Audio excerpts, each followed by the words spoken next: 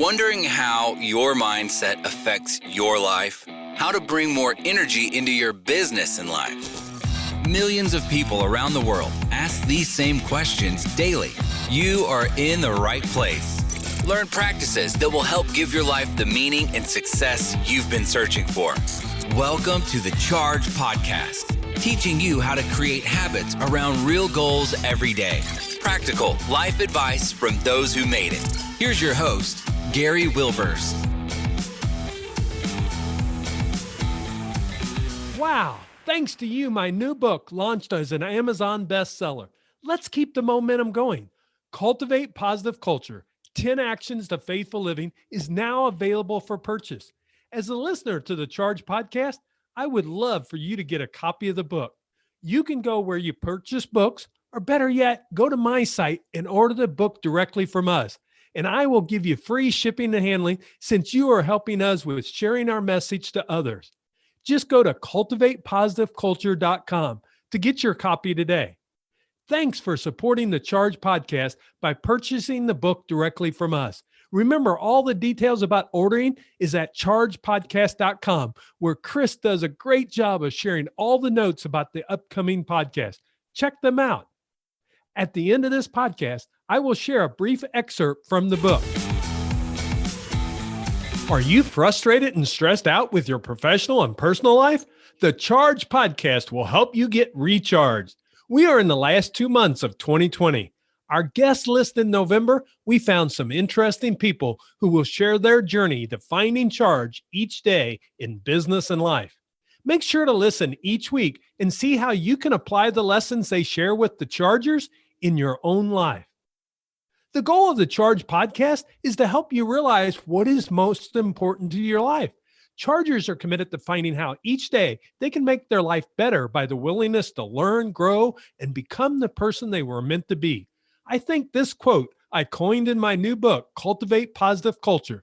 Your purpose defines you, guides you, and allows you to become the person God created you to be.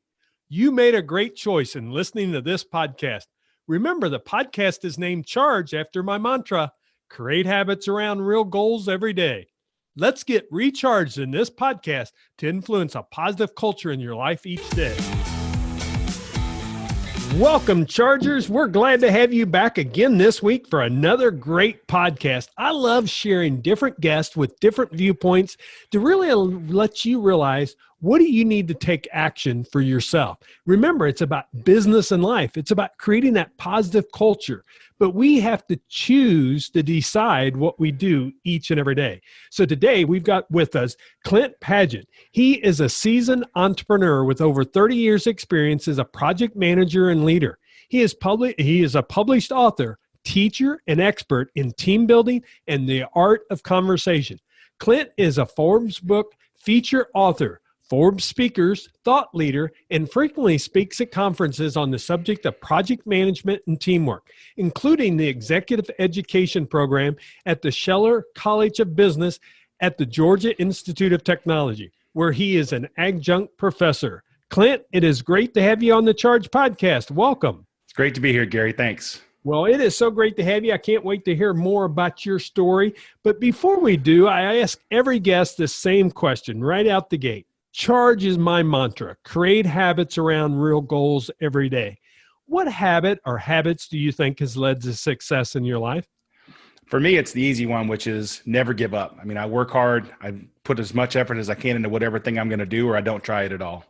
That is excellent. And that's a good piece to start with is if you want to accomplish something, you can't give up on it. You got to keep striving for it. So I think it's a great one for our Chargers to really hear right out the gate. Now, if you would, Clint, I shared your bio, but share a little bit of your story of how you got to where you're at today. Well, the route is circuitous to say the least, but I grew up in rural South Carolina and my dad was a serial entrepreneur. So from the time I was about 6 years old, I was working in his stores, whether it was picking up trash in the parking lot or sweeping the floor, on down the line until I was able to carry out groceries and then eventually ring up the register and all that kind of stuff. So I think one of the things that did for me was give me the ability to actually talk to pretty much anybody. And didn't matter what their title was or their socioeconomic status. I learned how to talk to anybody and realize that people are just people. And I think that's probably the thing that's benefited me the most in getting to the place that I am today. Yeah, and I think that becomes the real key, is understanding that really it becomes about communication. It's been an interesting 2020, of course, and we're communicating differently. But, the one thing about it is we're learning new things that can do. You and I are on a podcast right now. They're hearing just the audio, but you and I can see each other via video, and it really allows a better connection, to be quite honest. And I think that becomes the real key. So I think you know a lot about project management, and I'm kind of curious to hear your take on this and how we then can apply that to our listeners for them. So can you share with us, how did you get into project management? And as simple as it sounds, I'm going to take you back all the way to the basics, is share your philosophy of what project management is so our audience understands that part of it too. This is another one of those places where you thought you were going left and ended up going right. I went to Georgia Tech to get an electrical engineering degree. That's what I thought I wanted to do. And then that's what I did for a little while. But basically, I ran into this company that was doing project management called Project Success. I was working at Coca-Cola, and I wanted to work on the Olympic project, and that wasn't probably going to happen. This is back in the mid 90s. And so I left Coke and went to work for Project Success. So I could actually work on the Olympics, which I got to do. And I've been fortunate enough to work on now every Olympic game since the 96 Atlanta Olympics, summer and winter. So it's been a real experience to do that. So that's kind of how I got into it. My thought was I'll do this for a little while and then go back to electrical engineering. But I ended up liking this so much because each project is new, unique, and different, yet you're able to approach it the same exact way and be successful. So to answer kind of your second question there is what's the most basic level? So project management could be many different things to many different people. We have a belief in what we call project success. And project success is team-centric, team-oriented, team-built project plans built in a collaborative way that are realistic project plans. We've all probably been in a room where the project manager put the project plan up on the wall on the overhead, and everybody's looking around going, that ain't never going to happen, right? We call those paper schedules, meaning it works on paper, but really nowhere else. Yeah. So for us, it's about having conversations, to be honest with you. The first thing we do is have a conversation amongst ourselves as a team saying, what do we think this project is, and coming to an agreement amongst ourselves, but then making sure that matches what our customer actually wants us to go out and do. And from there, the next conversation is around, well, who's going to do what tasks? So what are the activities we need to, each of us needs to go do? So the marketing person develops the marketing task, and the engineering person develops the engineering task, et cetera. And then the last step is we have a conversation around what order do these things go in? So what sequence do we put them in? And then what duration do we need for each task? Each one of those conversations involves the individual who's going to be doing the work. So kind of our 3 ground rules for building accountability, which is what we're really trying to do here, is we have a rule that says, if you want to be assigned to a task, you must be in the room and say, that's my task. You probably have heard people say, I'm afraid to leave the room because when I do, my name gets assigned to everything. Yeah. Well, then you should love this process because your name cannot go on it unless you're in the room and volunteer for it. The second step is only that person can give me the duration, because that person knows all the other projects they're working on, whether they can work this weekend or not because they've got the kids, or the kids have some big event they've got to go to. And we don't let the functional manager, we don't let the boss pick the duration. That individual whose name is on the task picks the duration, because that drives accountability. And then the third thing is that person is able to tell me what we call the predecessor. So what are the things that you need to start? You need to get it from others in order to start your work. And so if Billy says, well, Clint, if I get this from Joe, this from Gary, and this from Sally, I'll do that in 3 days, then Billy owns that task. That's really the key there. Yeah, you get some true accountability built in, and in organizations, that's one of the real challenges that people have. And of course, we've seen that some for sure this year with us being more remote. How do you create that same accountability when you're not in the same office with each other that's there? So I think this kind of really sets up my next question I was going to ask you is, when did you realize the impact that the people play in creating successful projects? Well, I came to work for Project Success back in 1994, and actually I'd come to know them in 1991.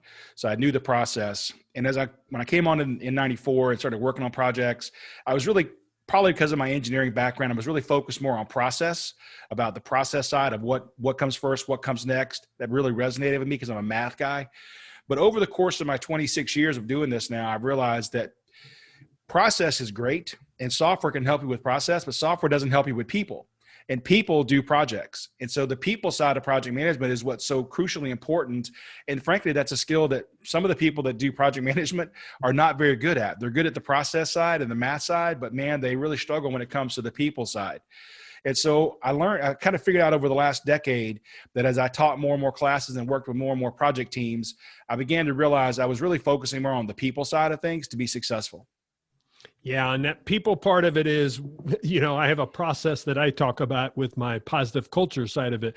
And it starts with the people, because if the people don't understand what's happening in a project, it's going to be hard pressed to have that project move forward each and every time. So, and, then I go from people to performance. And of course, if they understand what's needed, and as you're talking about some of the process that you use here, they know what the process is, you're able to normally create that profits that's there.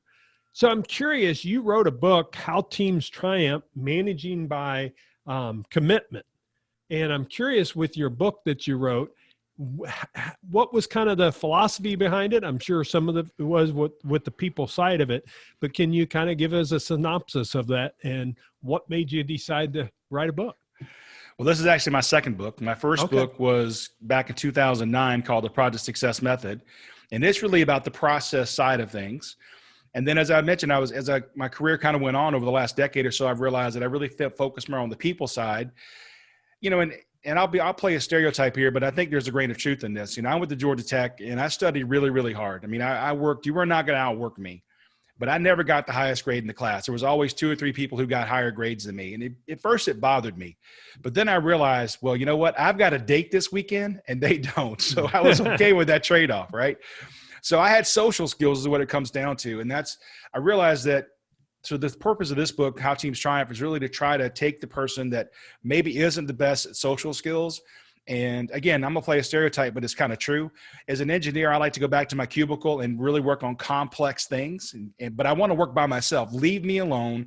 Don't maybe come to your project management meetings. I just want to go back and do my creative thing, right? This complex thing I'm working on. But project management is inclusive. It's collaborative. It actually requires you come out of your cubicle, or what I call your silo, get together with the other people on the team to collaborate and talk about the project. And so what this book tries to do is educate everybody, but certainly maybe develop some skills in that person that really struggles with the social side of things, and try to give them the skills only to be successful. Yeah, and I think that becomes the real key. I do extended DISC, and of course there's 4 styles, DISC. And, a lot of engineers are a C style. They're very much about black and white. And like you said, really prefer to work more individually. But the thing is that may be what we prefer. And at times we can do that, but we can't always do that. And really, in any way to be successful in any type of business, you've got to be able to work with different styles of people and understand that's part of the process. And in project management, that becomes key to really get the project completed. And I'm sure you have some stories that you could share with the Olympics of how that comes out. And I was curious if you wouldn't mind, you don't have to give the names or anything, but, maybe a project with the Olympics that we could kind of see how you was able to process that and bring it to the completion. Well, let me start with a little bit different story, if you don't mind. So I want to bring it to any kind of business that is trying to make a profit. So this really plays more in a for-profit world. But I tell the engineer that wants to sit in that silo and be kind of by him or herself, listen, if engineering is developing products that marketing can't sell, are the company going to make any money? And of course the answer is no. And if marketing is out there pitching products that engineering can't build, is company making money? No. So the only way to be successful in a for-profit environment is if marketing and engineering are on the same team, working together in a collaborative way. And how about let's get together at the very front of the project and have that hard conversation. And it can be difficult because, of course, marketing says we want it all, and engineering, you should be able to do it. And engineering says, well, you ask for things that particle physics doesn't allow for. So you have to have that hard conversation, because in my world, at the end of the day, everybody wants the company to be successful. And the only way to do that is to be collaborative and collaborate on these things and work together. So I use that as an example of why we have to pull people out of their silos. Now, when it comes to any kind of a worldwide sporting event, one of the key things is we get all of the people together in the room. And this doesn't apply just to sporting events. This is I do a lot of work for Caterpillar Tractor and some other clients, and we will fly people across the globe to put them in a room together for 3 or 4 days to plan the project. And we do that because what I want to do, my goal is to turn you from an email address, which is all you currently are. You're just somebody that I know is residing in Piracicaba, Brazil, who works for the company. I need to establish a connection to you. And the reason that's true is because we work in a matrix environment where the project manager usually does not own the people on her or his team. They don't report to them. They report to the functional manager for job reviews, pay raises, promotions, et cetera. And they're just dotted line to my project plus, oh, by the way, 4 or 5 other projects. So not only do I not control the people on my team, I'm actually competing for their time. So the only way I'm going to be successful in that environment is if the people hold themselves accountable. And what we have to do in that situation is bring them together face to face where they form the bonds of accountability. And I get to know who Gary is, not as a company employee, but as a person who has a wife and 2 kids, and one kid's heavy into soccer, or my kid's heavy into baseball. And we form these bonds through our conversations, not only about the project itself, but on our way to get coffee, on the lunch break, on the team dinner. You know, if we're just together for 3 days, that's at least 3 breakfasts, that's 3 lunches, and probably at least 1 team dinner, and who knows how many coffee breaks that we're going to be able to chat and talk about. And when you go back to Piracicaba, Brazil, you're still that same email address, but now I feel accountable, and I've established mutual accountability amongst ourselves. And if I've got a task that's going to hold you up, I want to make sure I get it done, because I don't want to be the reason that you didn't get to go to some big event in your kid's life. And that's the power of bringing people together face to face. Yeah, and that becomes that relationship side that becomes so huge in business is, do you have a relationship? So many people that have conflict because they don't have a relationship that has an underlying foundation that's there. And it's kind of interesting how some of the same things you're teaching in project management, it's the things that we need in our business and even in our personal life. You know, we've got to create that foundation. I mean, normally you don't go out with someone on the first date and ask them to marry you. Generally not. You got to get to know them a little bit, and they got to get to know you a little bit to be able to say that yes. And it becomes that true where you have some synergy with each other because you both have some things that are in common, and it allows you to work together. And I loved how you talked about, you know, it allows them to hold themselves accountable, right? You know, so they're still accountable to the team, but now they're holding themselves accountable because they know what the expectations are to be able to move forward. And you talked about this a little bit, but I think, Clint, good time to bring it in. With your first book, you talked about it was more of the process side, and where your second book was more about the people and the conversations we were just having. Can you kind of share how that difference between with your first book, what it was? So the conversations played a small role in the first book, but again, I wrote it 11 years ago, and it was really more focused on do A first, takes 5 days, followed by B takes 10 days, followed by C takes 5 days, total duration 20 days. Really more about the process side for maybe people who couldn't come to one of our open classes and get the training. It was to walk them through it in the book itself. But this one, I just really realized the conversations are so important. And I have a chapter in the book called Communicate Like a Person, Not an Emoji. And what prompted this chapter was I was walking down the street in Chicago one day after one of my classes, and I saw a group of individuals all in a semicircle facing each other, but head down, busily tapping away on their phones, right? And it occurred to me, you know, maybe they are communicating, but they certainly are not having a conversation. And maybe they're actually having that communicating to themselves. And I feel like that we've come full circle as a culture, because you think back to the caveman days or cave person days. If I wanted to communicate to you about let's go get dinner, I would draw the picture of the woolly mammoth on the wall with some spears and point outside and grunt, let's go get dinner, basically. And then, of course, you got written word that came about. We wrote before that was spoken word. And people would sit around campfires for eons. The way we passed down knowledge was the elders would tell stories to the younger people, and it was really about their history. And then, of course, those people would grow up and do the same thing. And then we got written word. And then, of course, email came out, and the written word got significantly reduced. And then text messages came out. And if you can't say it in 140 characters, you know, you can't say it on Twitter.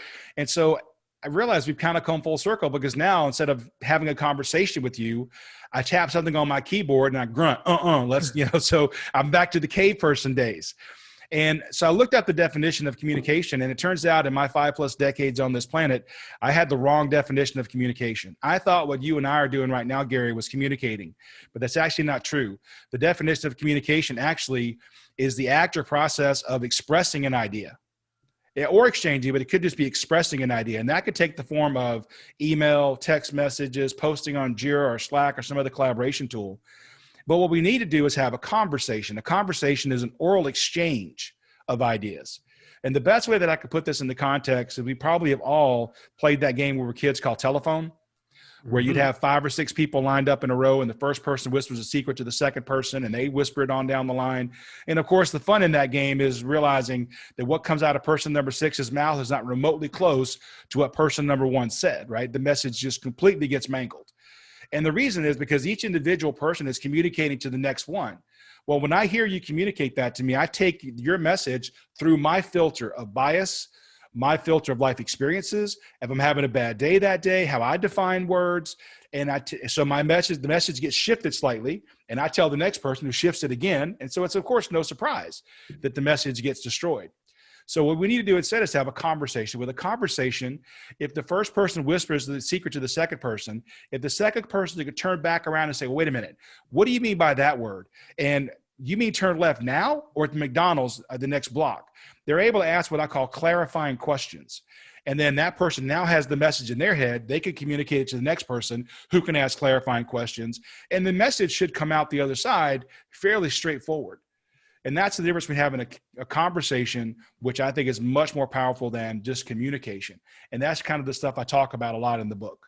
Yeah, some great information there. And really, especially when you're working with teams. And I think so practical right now with the changing landscape, practical anytime, but becomes really practical because we're going to have to really figure this out because things are changing. Workplaces, dynamics are changing. Our world is changing. So we've got to be able to adapt and change with that. If you had your kind of crystal ball and you're on the forefront of project management, and let's take that with what's been happening this year and what's going to change over the next several years. What do you really see changing in the area of project management as we move forward? Well, I do think there will be more reliance on electronics and software-based tools. But to me, that's never going to replace the human being. The human being in the physical contact we have with each other, the relationships we have are going to matter. So I do think right now what's happened, of course, is the pendulum has certainly swung to the electronic remote side. I think it will swing back. I don't think it will probably ever go back to the 100% people in the office all the time. But there are certainly things you cannot do. It's hard to collaborate electronically like you can if you're shoulder to shoulder with somebody spouting off ideas and building off of each other.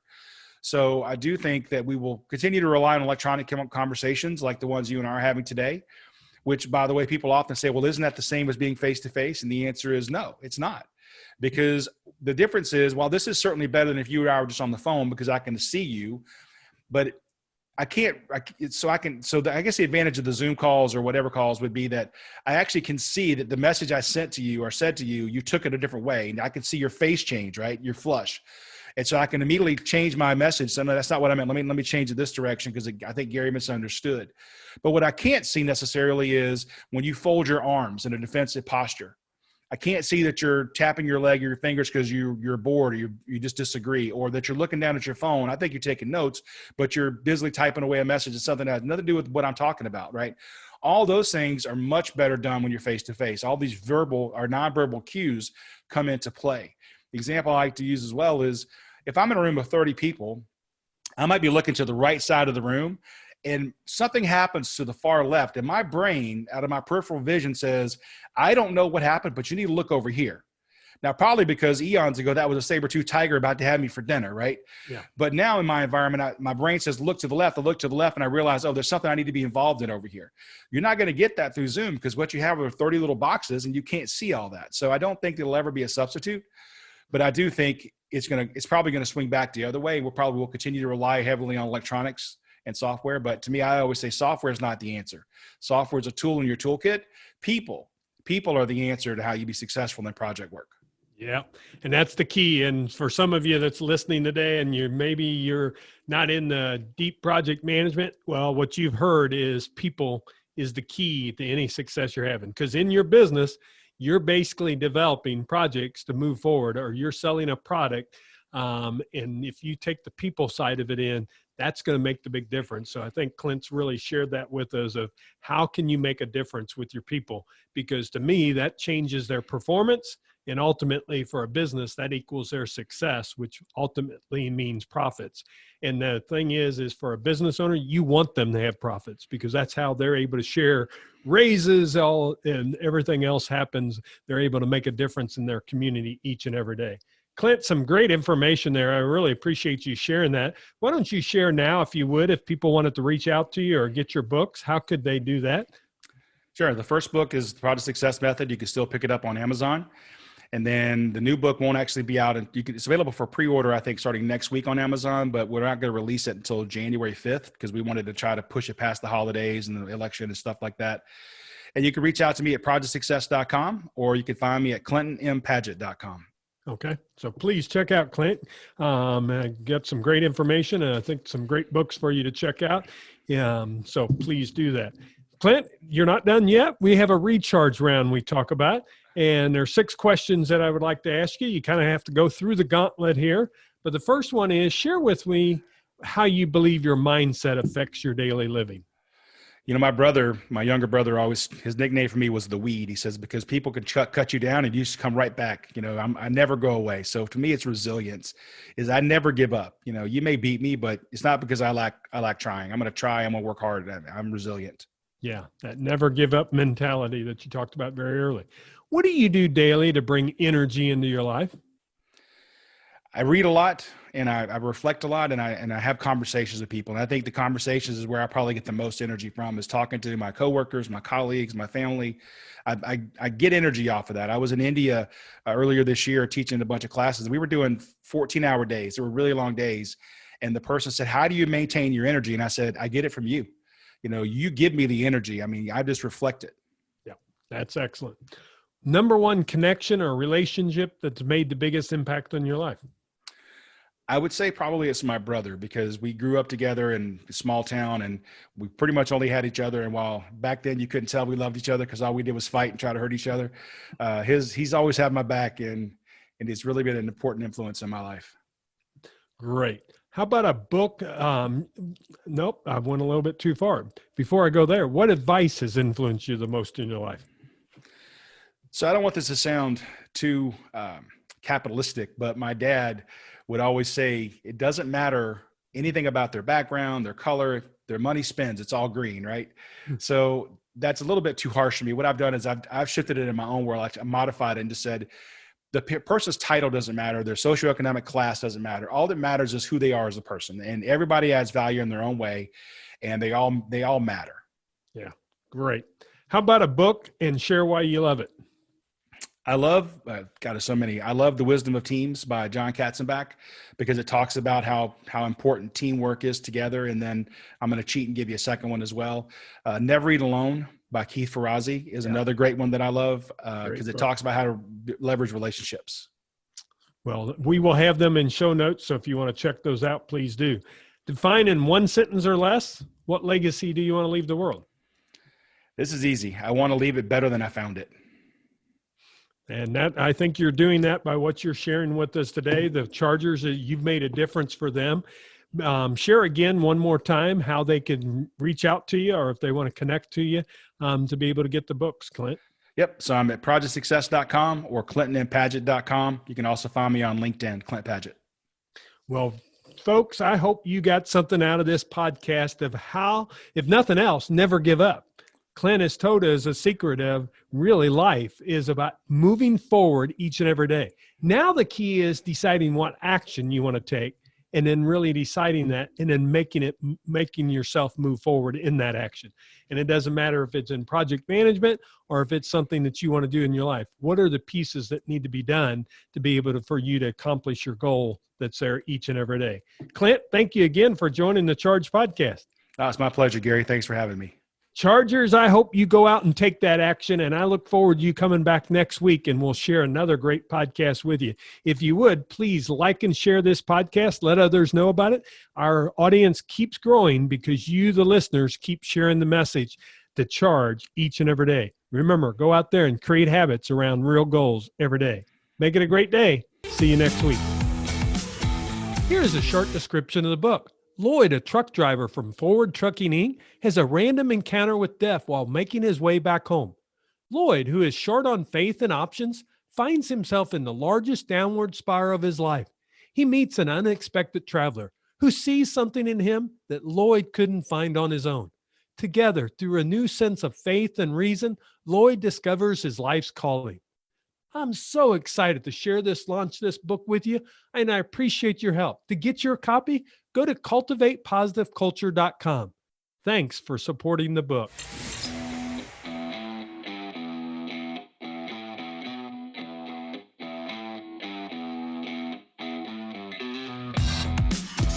This podcast is ended, but your life doesn't just stop. To continue your inspiring journey, head over to chargepodcast.com and access all the tools and resources mentioned on today's show.